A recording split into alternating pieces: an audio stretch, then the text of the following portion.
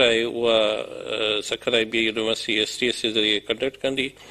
हाणे उन में जेको पहिरियों मरहलो आहे उन में कोई 12,000 खनि टीचर्स हूंदा जंहिंमें PST आहिनि ऐं JEST आहिनि। उन जी एडवर्टाइज़मेंट अचण वारी आहे जेका कुझु ॾींहंनि में अची वेंदी ऐं उन खां पोइ उन जो मरहलो ईंदो त जेके असांजा एस्पेरेंट्स कैंडिडेट्स आहिनि उहे उन में अप्लाई कंदा। हाणे PST लाइ जेका एलिजिबिलिटी क्राइटेरिया आहे उहा इहा आहे त इंटरमीडिएट हुजे, जेका आहे मिनिमम सेकेंड डिवीजन में उहो एलिजिबल आहे ऐं जेका JEST आहे उन जे लाइ ग्रेजुएट जो हुजणु ज़रूरी आहे। अॻु में जेके एड ईंदियूं उन में हिकिड़ो शर्त हूंदो जीअं अॻु में EC जो आयो त EC जो डिप्लोमा हुजे या वरी JEST जे लाइ हुयो त BEd हुजे। हिन दफ़े गवर्नमेंट इहो शर्त वेव कयो आहे त जीअं घणा कैंडिडेट्स वधि खां वधि उहे अप्लाई करे सघनि, छो जो हींअर सिंध में जेका घणी शॉर्टेज आहे उहा आहे साइंस टीचर्स जी। त उहे जेके साइंस टीचर्स ज़्यादातर फिल थियनि वेकेंसीज़ उहे गवर्नमेंट चाहे थी। अच्छा, हिन में ज़ाहिर आहे डिघे अरसे खां वठी भर्तियूं बि न पयूं थियनि, जेके कैंडिडेट्स आहिनि उन्हनि जी उमिरि जी बि जेका आहे उहा हद वधी वई आहे, जंहिंजे करे हुकूमत जे तरफ़ां 15 साल रिलैक्सेशन ॾिनी वई। त हीअ जेका तव्हां टेस्ट कंडक्ट कंदव STS, इन में छा क्राइटेरिया रखी वई आहे एज रिलैक्सेशन जे हवाले सां, त केतिरी उमिरि वारो उम्मीदवार अप्लाई करे सघे थो?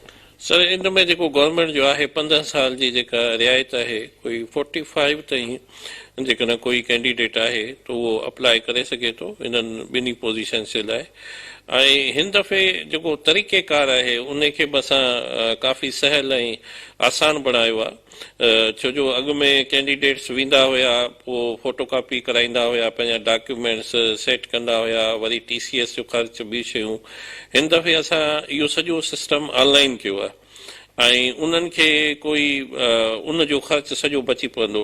पर जेके बि कैंडिडेट्स अप्लाई करणु चाहिनि था, मुंहिंजी उन्हनि खे हिकिड़ी सजेशन्स आहिनि त कुझु डॉक्यूमेंट्स आहिनि जेके तमामु इम्पोर्टेंट आहिनि, उहे हो पाण वटि अॻु में ई स्कैन करे कंहिं कंप्यूटर ते या मोबाइल फ़ोन ते सेव करे सघनि।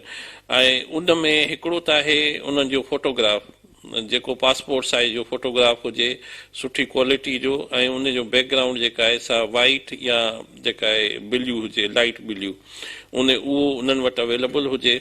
ॿियो मैट्रिक जो जेको पको सर्टिफिकेट आहे जेको बोर्ड इशू कंदो आहे उहो उन्हनि वटि मौजूदु हुजे, उहो स्कैन करे छॾनि ऐं पाण वटि रखनि। ऐं उन खां पोइ शनाख्ती कार्ड जूं ॿई साइडूं जेका आहे सा उहे 2 इमेज उहे जेका आहे सा पाण वटि स्कैन करे रखनि। ऐं टियों जेको इम्पोर्टेंट डॉक्यूमेंट आहे उहो आहे PRC ऐं डोमिसाइल, ॿई जेका आहे सा इहा गवर्नमेंट जी रिक्वायरमेंट बि आहे ऐं असांजी बि रिक्वायरमेंट आहे, त उहे ॿई जेका आहे पाण वटि स्कैन करे ऐं अपलोड कनि। ऐं ॿी जेका लास्ट क्वालिफिकेशन आहे सिर्फ़ु हुननि वटि जेकॾहिं MSc थियल आहे त MSc जी डिग्री या पास सर्टिफिकेट, या जेकॾहिं हुननि वटि का ॿी जेका बि लास्ट डिग्री आहे जेका हाईएस्ट क्वालिफिकेशन आहे उहा जेका आहे, बाक़ी ॿियूं असांखे डॉक्यूमेंट्स फ़िलहाल न खपंदा। इहे हो कैंडिडेट जॾहिं अप्लाई कंदो ऐं उन में बि 3 क़िस्मनि जी गाइडलाइन अवेलेबल आहे हुनखे। जॾहिं अप्लाई कंदो त उहो पंहिंजो शनाख्ती कार्ड नंबर विझंदो, उन खां पोइ सिस्टम हुन खां मोबाइल जो नंबर वठंदो। मोबाइल नंबर जेको बि प्लीज़ ॾियो त उहो जेको तव्हांजो मोबाइल यूज़ में हुजे ऐं उहो कन्वर्टेड न हुजे कंहिं सर्विस ते, उहो ॾियनि। अच्छा सर, हिन में इहो बि ॿुधाइजो त जेको सिलेबस हूंदो जंहिंमां हीअ टेस्ट कंडक्ट थींदी उहो छा छा हूंदो, उन जे लाइ तव्हां उम्मीदवारनि खे हाणे सां ई आगाही ॾियणु शुरू करे ॾिनी आहे त उहो तयारी कनि पंहिंजी टेस्ट जी? जी, इहो तमामु सुठो क्वेश्चन तव्हां पुछो। इन में ईअं त जेके असां सैम्पल पेपर्स आहिनि उहे अपलोड करे छॾिया आहिनि ऐं उन में गाइडलाइंस अवेलेबल आहिनि। ऐं उन में जेके मेजर पोर्शन आहे जेको उन में 15 क्वेश्चन जेके आहे सा मदर टंग जा हूंदा। मदर टंग मां जेकॾहिं को सिंधी में करणु चाहे त सिंधी हुनजी मदर टंग, जेकॾहिं उर्दू में ॾियणु चाहे त उर्दू हुनजी। ऐं 15 क्वेश्चन वरी ॿिया हूंदा जेके जनरल नॉलेज, करंट अफेयर्स, इस्लामियात, पाकिस्तान स्टडी ऐं कंप्यूटर ते हूंदा। उहे बि हुन जी मदर टंग में लिखियल हूंदा, जेकॾहिं उहे उर्दू में बि हूंदा ऐं सिंधी में बि हूंदा। ऐं उन खां पोइ 20 क्वेश्चन अंग्रेज़ी जा हूंदा, उहे नेचुरली अंग्रेज़ी में हूंदा। ऐं उन खां पोइ वरी 25 क्वेश्चन मैथमेटिक्स जा आहिनि जेके मैथ जे इन मां हूंदा उहे बि अंग्रेज़ी में हूंदा ऐं 25 क्वेश्चन साइंस में आहिनि जेके बि अंग्रेज़ी में हूंदा। हाणे जेको सिलेबस आहे जेके PhD लाइ उहो 6 खां 8 दर्जे जो जेको कोर्स आहे सिंटेक्स बुक बोर्ड जो ऐं मां कैंडिडेट्स खे चवंदुसि त इहे बुक्स हाणे वेबसाइट ते अवेलेबल आहिनि ऐं PDF फॉर्मेट में अवेलेबल आहिनि, भली पंहिंजो डाउनलोड करे वठनि ऐं ख़ासि तौर ते जेके अंग्रेज़ी वर्शन जो किताब आहे 6 खां 8 जो उन मां तयारी कनि ऐं GST जे लाइ वरी 6 खां वठी मैट्रिक ताईं जेके कोर्सिस आहिनि ऐं किताब आहिनि उन्हनि मां तयारी कई वेंदी जेका आहे इन। ऐं JEST जो छा आहे? ही त PhD जो तव्हां ॿुधायो 6 खां 8 ताईं, JEST जो जेको सिलेबस हूंदो उहो छा हूंदो? हा, उहो 6 खां वठी मैट्रिक ताईं जेका आहे सा उन में बि मदर टंग साॻियो ई ऐं 15 क्वेश्चन उन जा 15 हा साॻियो ई हूंदो ऐं 15 क्वेश्चन जेका आहे सा GK जनरल नॉलेज ऐं ईअं 20 क्वेश्चन अंग्रेज़ी जा 25 ही समूरो जेको तव्हांजो क्वेश्चन पेपर हूंदो इहो MCQs ते हूंदो या हिन में एसे वग़ैरह या ॿियो को तरीक़ेकार बि आहे?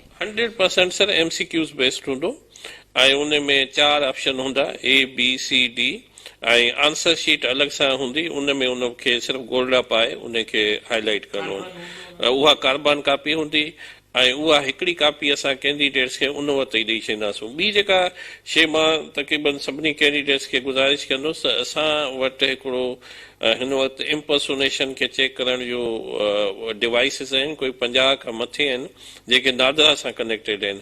उन जे करे मां कैंडिडेट्स खे चवंदुसि त जंहिं वटि बि पंहिंजा डॉक्यूमेंट्स फोटो अपलोड कनि त पंहिंजा ओरिजिनल कनि, पंहिंजो ई कनि, छो जो इहो जेकॾहिं कोई कैंडिडेट उन में पकड़िजी पवे थो ऐं जालसाज़ी में त उहो वरी सॼी उमिरि लाइ उहो ॿी कंहिं टेस्ट गवर्नमेंट जी जे लाइ एलिजिबल न थींदो। त इहा हिकिड़ी तव्हांजे लाइ हिकिड़ी सुठी अपॉर्चुनिटी आहे त पंहिंजे इन खे जेका आहे सा सेफ रखो ऐं उहे ई डॉक्यूमेंट्स अपलोड कयो जेका आहे। अच्छा, समूरा जेके बि उम्मीदवार अप्लाई कंदा उहे फॉर्म जेके बि पंहिंजा फिल कंदा सभु ऑनलाइन हूंदा?